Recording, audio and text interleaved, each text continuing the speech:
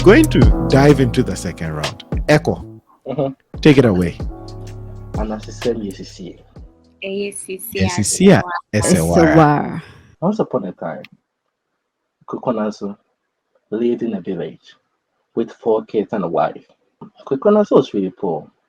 He was really poor to the extent that he couldn't afford much for his family. One day he was like, "Oh, what's going on? I have to do something for my family because I can't die with poverty." So Kwadwo went to the village and lied to everyone that his wife was very, very, very sick and the wife needs medical attention or needs money to go for medical attention. Now, people were very, very, very, very generous. They gave Kwadwo money. People were like gave him all sorts of money. He got rich within an instant, within less than a week. He got rich. Now Kwadwo had an idea. He was like, "Let me go back to my place, get a plot of land, and start farming." But he sat down, he was like, "No, don't know that I have money. So this is what I'm gonna do. I'm just gonna buy a plot of land in my uncle's name." Kwadwo bought the land in his uncle's name. Everybody was like, "Kwadwo, you don't know your uncle." He was like, "Yeah, my uncle. I have an uncle who lives in a big city. And my uncle just bought me this money, so I'm just doing this farming. Kwadwo bought this large plot of land ready to farm. He went to the youth and he was like, "Come help me, let's farm. I'm just gonna give you like good pay. I'm just gonna take care of you because my uncle is very, very rich." So they started farming. Everything was going on well. Within an instant, within less than a year, Ananse was getting rich. He was like going, he was just enjoying it. But Ananse had this one child, Etikelenkele. He has a big head, but with no sense. So Ananse, with his family, they know about the secret. But apart from his family, nobody knows about the secret. They went to town, was playing with this child, the chief's son, and he told the chief's son that, "Do you know what my dad did? My dad is very, very wise. He did this and this. He got money. He lied to you guys, got money, and now we are in this family business. We are just farming and we're having money." And the child went to the chief, reported the whole incident, and the chief was furious. And the chief told the youth, he told the town folks that like, this what Ananse did. Then everybody got angry. They started coming. They were like, "Let's go to Ananse. Let's go and deal with him." They got all sorts of weapons ready to go attack Ananse. Ananse was at home. He was just relaxing. He was just enjoying. And he had this crowd coming with this, like, they were very angry, he had all the noise. And as it was like, he was really panicked. He didn't know what to do. He had no weapons in him. He just immediately just ran up to the room, went to one of the corners and started hiding. And this is why we always say that whenever you enter into a room, you have spiders in your corner because Ananse is always hiding. Thank you. Thank you. That was good. A lot of applause for Ekow. I think this was a wonderful story. Everybody's applauding your wonderful work. At least I like it when you end the story and you remember the point of the story. It really helps a lot. So Ekow has gone for the second time, and Wendy is about to dive in and give us a story. Wendy, you're next. Okay. Are you ready? Yes, please. Anansesem.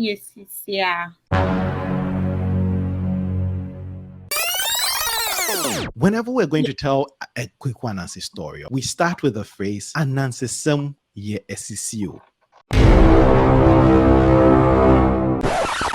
Anansesem.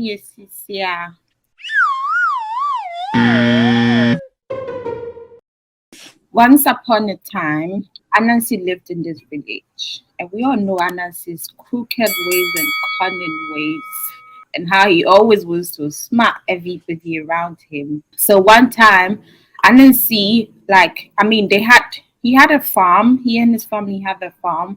But then what was missing was meat, like protein, to enjoy their food with. So he being somebody that's so scared to go hunting by himself because he knows he cannot hunt and he'll be eaten up, he decided to go for a charm. So he went to this ritualist, and then this man actually gave him a charm. And then the charm was to actually, I would say it was an incantation, whatever they call it. So you have to say these words so that you be able to get these animals to be like, they become so lifeless so that you can take them home and then do whatever you want to do with them. So the incantation was enamo enchime enam enam.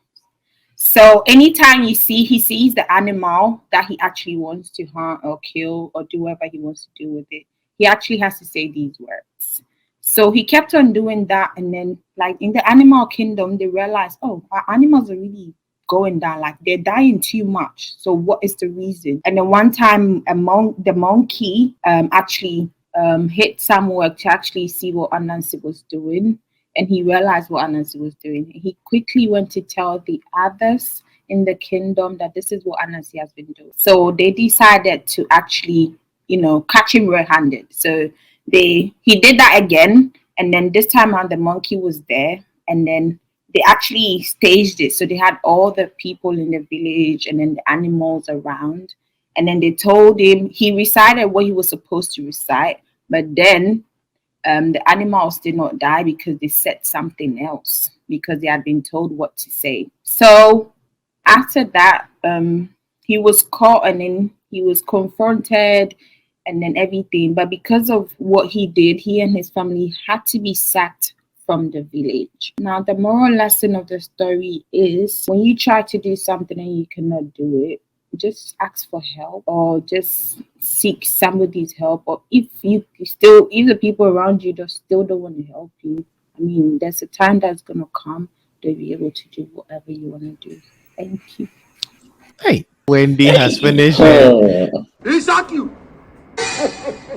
Afia Yeboah, are you ready? Afia Yeboah, I think it's your turn. Let us hear your second story so that people would have a fair idea where the votes are going. Okay. So, Anansesem sisio. Yes. Yeah. So, I'm going to tell you guys a story of why Ananse doesn't live at home anymore. No, I think I won't say that. Afia I'll Yeboah. tell you a story why Ananse doesn't have hair on his head. Okay. I'm going to tell you why this happened. So, once upon a time, Ananse lived with his wife, beautiful wife, and 4 lovely kids. I've already mentioned their names already, so I'm not going to mention it again. So, he was this kind of person who didn't believe in eating at your in-laws' house. He wasn't the person that really believed in that. So anytime he goes to visit his in-laws, they would serve him and give him a lot of food, and he would tell them no, he doesn't want to take anything. He goes there and he never eats. But one day he went to visit his in-law, and they cooked fufu with soup and a lot of meat. That apparently was his favorite meal. So when he got to the house, he didn't know what to do, honestly, because that day he was like he wasn't going to eat anything. His in-laws served him as usual, even though they know he would say no. They served him the food, and they started talking, having conversation and all that. So the in-law had to step out for a few minutes. He stepped out, and Ananse packaged the food nicely and put the food in his cap and put a cap on his head. So the in-law came, and she came to continue the conversation. And Ananse was eager to leave. Did he understand why Ananse wanted to leave? He wanted to leave because it was burning his head. The food was in a cup on his head. So he was like, he wanted to leave. And he said, no, didn't understand. He was like, you just came here. The food he gave you, at least today you've taken the food. He was like, he didn't take the food and he just wants to leave. But the in-law wanted to keep him for some time. So he kept him for some time. And when Ananse was ready to leave, he got home and asked his wife, Okonaria, to help him get the food and everything out. He got the food out of the cap, and then he realized the hair on his head was all gone. And since then, the hair on his head never grew back. So yeah, that is it. That is my analysis. Ladies and gentlemen, today we are hearing stories. So I would get into my final story. So I am going to tell a story about how, due to Ananse, wisdom was shattered and spread all across the length and breadth of the kingdom. Kweku Ananse had a family, a wonderful family like my friends have already told us about. His wife, Okonoreya, had 4 children. The first one was Intekuma. Intekuma was a very chatty, chubby, witty kid, just like his dad. The second child was Tikilinkili. Tikilinkili inherited some of the features of his dad, in that Tikilinkili had a very lean body and a rather oversized head. Efuduhedushe was the kid after Tikilinkili. As for Efuduhedushe, he inherited a portion of his dad's mid regions. He had a very big tummy and rather disproportionately small heads and legs and arms. The youngest of them all was Na Akonhia. Na Akonhia inherited his dad's features, which was very skinny legs. So put together, putting Tikilinkili's head on Efuduhedushe's stomach and Nakonhia's legs, you would have the spider-like features, right? It looks almost like a spider. And these kids played a very important role in this tale I'm about to share with you. So one morning, Ananse and his wife woke up to chaos in the house. The kids were arguing as to what their dad is actually going to leave them for an inheritance. Because Ananse was not a very hard worker and didn't have a lot of property. So his kids were like, dad is going to die and leave us nothing. We're going to be broke and we're going to just be as poor as dad. Ananse was a bit disappointed because his kids didn't see any fortunes lying ahead. They didn't think they were going to inherit much. So Ananse was like, listen, I have to change this. I have to find a way to equalize this. Like, I don't want people to be extremely rich and extremely poor. So Ananse went to the oracle called Abrewa and asked Abrewa, my kids are telling me I am leaving them nothing. They're really worried. They argue about this all day. Abrewa, what can I do so that my kids at least have a fair shot in the future? Abrewa, the oracle, told Ananse, it's because of wisdom, right? People are making a lot of money because they are wiser than you. If people are not smarter and more intelligent than you, nobody is going to be richer than you. So your kids would have a fighting chance. Instead of Ananse concentrating his efforts into getting some wisdom and getting money to leave an inheritance for his kids, Ananse came up with a plan to find all the wisdoms he could, all the wisdom in the world, bottle it up and hide it away from everyone so that nobody would be wiser than him and nobody would be richer than him. So Ananse set out on a quest. He went to a fetish called Okonfo and told Okonfo, I need you to help me with an incantation. Can you make me 4 magic jars, 3 very small magic jars and a very large magic jar?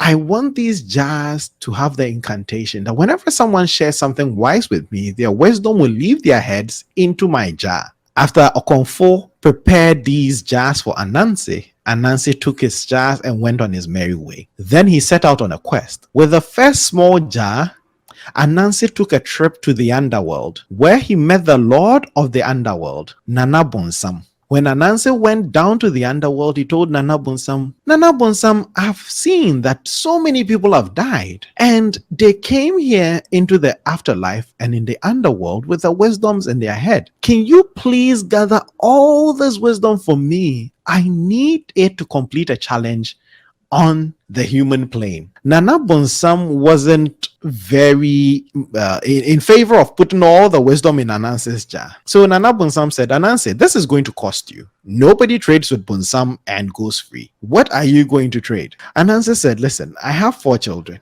I don't have much use for them. So I'll give you my youngest, Nakonhia. You can keep him.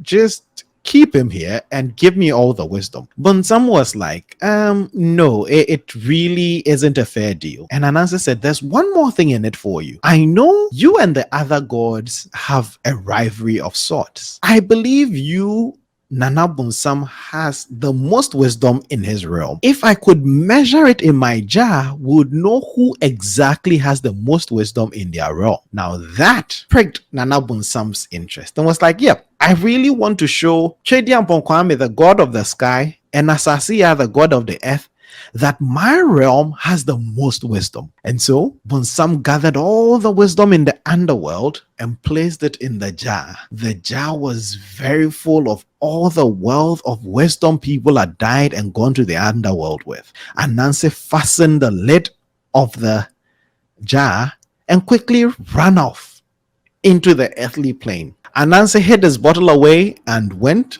and took the second jar and went to Asasiya, Mother Nature as she's known in other cultures, and said, Asasiya, I know this entire human plane is yours. All the earth is yours, and all the wisdom therein is yours. But I have been treated unfairly. As an avid worshipper in your shrines, I have not been given any wisdom. I really want you to help me gather all the wisdom so that we can redistribute it among all your children fairly, so that there's no disproportionate distribution of wisdom. Mother Nature had pity on her son and was like, I think that could be right. If we can get all the wisdom together and redistribute it, we could have everybody fairly wise and everybody would do well for themselves. So Mother Nature summoned all her kids, Inya, Insio, and Frama, and they went across the length and breadth of the kingdom and gathered all the wisdom they could find. They placed them all in Ananse's jar, and Ananse